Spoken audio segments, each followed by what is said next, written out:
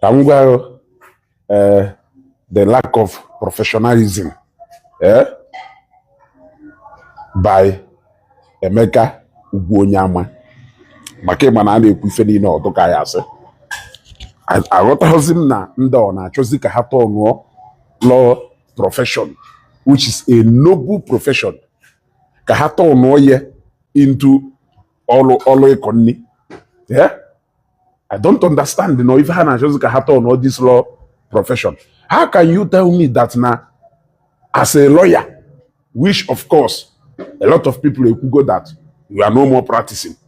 Yes, but let me overlook that.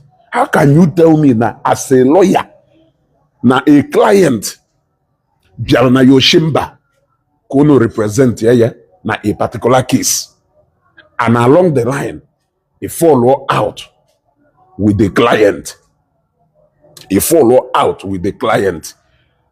that you are no more representing the client.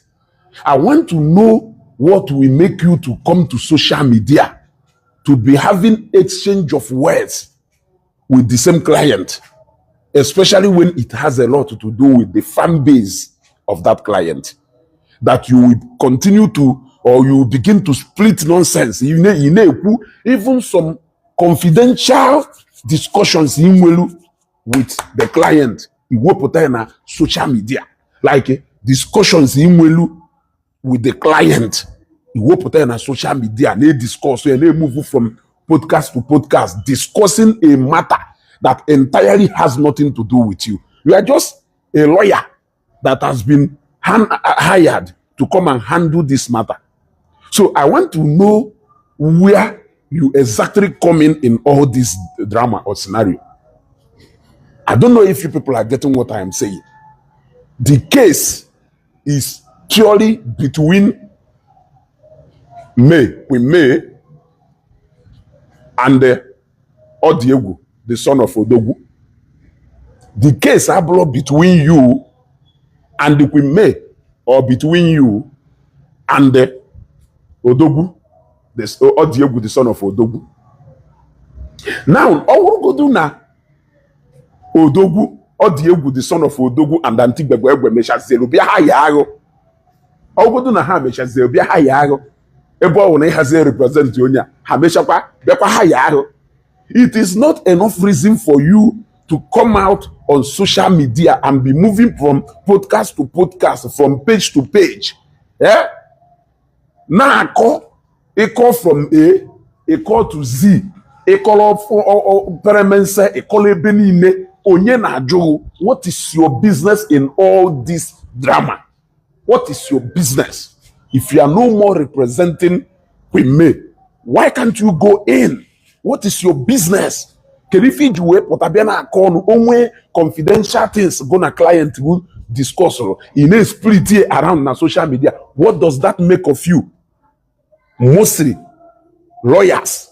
Now that all hand with something to do with confidentiality, because there are some things I can discuss with my lawyer, although confidential.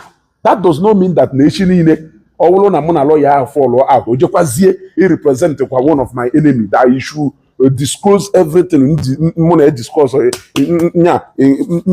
confidential to him, or get disclose to the client, because now no they represent here. Is that what you call professionalism? Is that what you call being professional? Barrister Masha did it, but it wasn't even like this. But Samasha only said, no, I am no longer representing so and so person. I am no longer part of this case. And he walked away. And the moment he walked away, he never discussed about that matter again. There was a time, Mazen Nande Kanupuruna, Nocho Hozika, Barrister Aloy Ejimako, will lead counsel. Yeah? What did Barrister Aloy Ejimako did? Barrister Aloy Ejimako simply stepped aside, follow the other legal team, because he wants to be part of that case. But that was basis even Juwegwa Mashaloku. But in your own case, apparently from podcast to podcast, you are trying to even be more relevant and popular in this matter that has nothing to do with you. Has nothing to do with you. You started talking about when we may walked into your office, you people asked her, Ibido discuss about the confidentiality of a case that was brought to you. For me, that is lack of professionalism. And onye ọwụna ma ụmụ nwaanyị a na-enwe problem with the what it means is that tomorrow you can also come out on social media bido kwụsịsị ife niile gụ na onye ha discuss. Because if you are no more representing her because they follow out with her at any point, you should go and face your business. You should go and face your business. It's not enough for you to come out on social media, declare zero or go. Yes, what made the main nation to pounce on you was when you just jumped out from nowhere to come and begin to talk about matter that is even for me, lack of professionalism. Since when can lawyers in social media be discuss about their clients? Be discuss they make the matters concerning their clients or a national discourse. Since when can lawyers be your email? That is lack of professionalism. It is lack of professionalism, and you are doing it comfortably because you know that you are no more allowed to practice as a lawyer in this country, according to what they said. I stand to be corrected anyway. You are doing that because I am with so many lawyers na nowhere, for example, Nokata, Barrister Orisero Kosigbe, San, Nokata, or Etiaba, or Barrister Shikeloha, Nokata, you will tell her matter na their chamber, or one at that matter, no na continue or no follow out somewhere. Then Barrister Shikelo will come out and be moving from one radio station to another, from one podcast to another, from one Facebook page to another, discussing about the same case that has nothing to do with him. He was only brought in as a lawyer. If you did not agree to continue, you step aside. Why are you becoming more like the main center of that particular matter? You are discussing it as if that always a client in way some matters. Yeah, well, even the confidentiality of that cases. Tomorrow, you will begin to use it against that client. So meaning na ọwụrụ na mụ na Okeke nwe okwuta mwe bịakwute you as a lawyer ebata na whether na that case a continue or not continue echi niile onwekwazie ka mụ na Okeke si wee nwekwa okwu ọzọ ọwụrụzie a lawyer ọzọ na represent him ngụnwa na represent izu Okeke, you will go and take out some extract and some things undisclosed to you.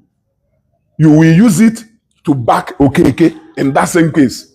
That is lack of professionalism, and I will advise you for the dignity of that your eku and the eku and the eku and the eku lo. I will advise you to step inside. Go inside. Go inside. Una uzna this noble professional na olo nana. Una uzna nana. And for somebody like you who said you practice law outside Nigeria before you came back to Nigeria, to be caught up in this kind of scandal or mess, moving around from a podcast to podcast, going to discuss clients who came to you. You are not even part of the case. What is your business? Oh, on the other part. Hi, hello. Why can't you do your job diligently? Must you come out on all this? You were the first person who came into that matter. That is why main nation because you are now trying, you just don't want to go and defend the matter in a court now. You want to come out in a court of social media. So when you throw yourself out in a court of social media, what do you expect? People will judge you out on social media. And that's why the main nation pounced on you. So that is lack of professionalism. To me, the secrecy and the confidentiality of the client who are coming to you are not guaranteed, because tomorrow you may come out and start spitting everything gonna happen.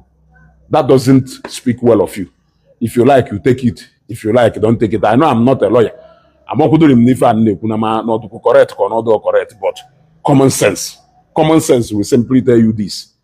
Yes, you can represent three people who are not even friends, who are enemies. Whatever thing they share with you stays with you. And you are not supposed to be emotional as a lawyer. How can you be emotional as a lawyer? You can judge a case between me and my brother tomorrow. You may even be the lawyer to that my brother again in a case where another lawyer is my lawyer. It doesn't matter. You throw emotion and you have to be professional. This is Ezu. And the